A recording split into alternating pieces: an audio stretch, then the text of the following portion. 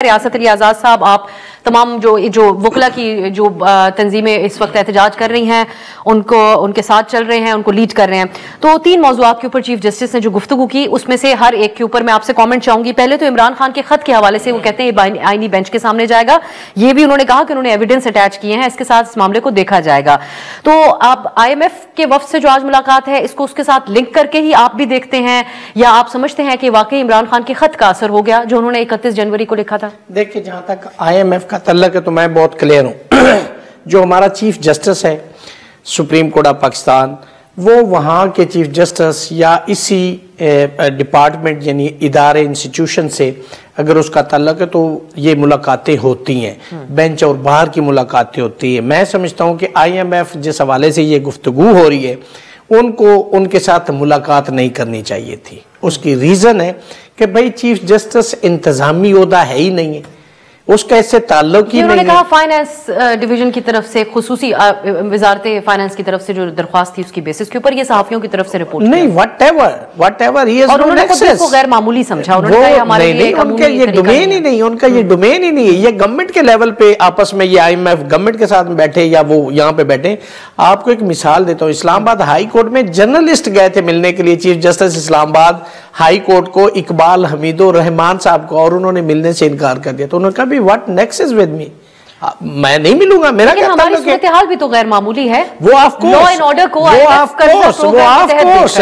लेकिन देखिए, जो जब आप कर्जे लेंगे ना किसी से तो वो अपनी मर्जी से करता है, वह आपको उसकी हर बात जायज नाजायज माननी होती है, ये आपको पता है। जो कर्ज ले वो सामने खड़ा नहीं हो सकता, वो आंखों में आंखें डाल के बात नहीं इमरान खान के खत का जवाब कैसे? आप अगले खत की जो बात है ना, ये मैं समझता हूं कि जो आर्टिकल 184 सब आर्टिकल 3 है ना, उसमें 2 तरीके सो मोटो लेने के, इसको सो मोटो कहते हैं। और इसमें भी 2 प्रैक्टिस एंड प्रोसीजर जो एक्ट आया उसके तहत 2 कमेटियां, एक आईनी बेंच की कमेटी है और एक दूसरी है जो रेगुलर बेंच बनाती है। 184(3) के तहत 2 ऑप्शन है, या तो सुप्रीम कोर्ट या कमेटी एक रजिस्ट्रार नोट पुट कर देता है कि ये public at large, public interest का मामला है, ह्यूमन राइट्स का मामला है, तो वो पुट करते उस पे वो सो मोटो हो सकता है और बेंच कॉन्स्टिट्यूट हो सकता है। दूसरा ये है कि ये जैसे खत चला गया है, एक तो है ना कि any matter come into the knowledge of the chief justice,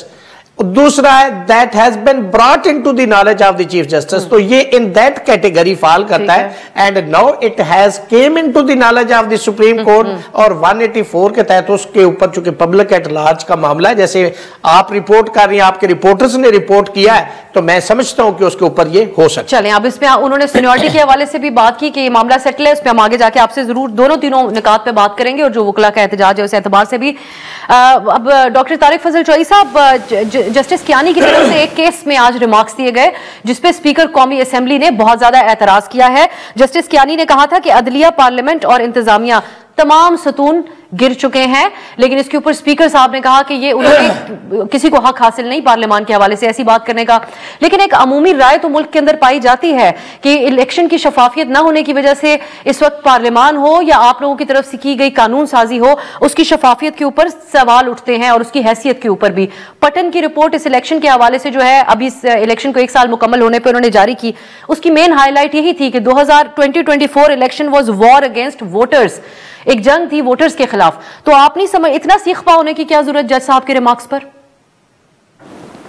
देखिए, सीखपा होने की जरूरत नहीं है, ना ये सीखपा होने वाली बात है, बड़ी नॉर्मल बात उन्होंने की है। चूंकि स्पीकर साहब जो हैं वो कस्टोडियन ऑफ द हाउस हैं, कस्टोडियन ऑफ द पार्लियामेंट हैं, उस हवाले से जब ये बात की गई कि सारे सतून गिर चुके हैं जिनमें पार्लियामेंट भी शामिल है, तो मेरा ख्याल है कि उनका ये बनता था कि वो अपने इदारे के दिफा के लिए कोई कमेंट करें, और उन्होंने किया और बड़ी जायज़ उन्होंने बात की। उन्होंने कोई ऐसी बात नहीं की जो आप ये कहें कि किसी हवाले से भी कोई अखलाकी, कानूनी या आईनी दायरे-ए-कार से बाहर हो।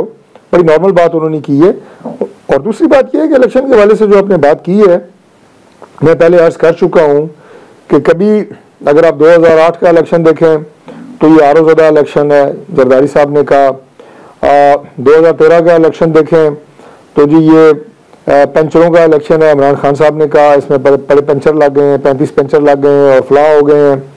2018 का इलेक्शन देखें, RTS का इलेक्शन है, जिसमें आरटीएस बैठ गया, नताइज जो मुस्लिम लीग नून के हक में आना शुरू हुए वो बंद हो गए और अचानक वो जो है इमरान खान साहब के हक में आना शुरू हो गए।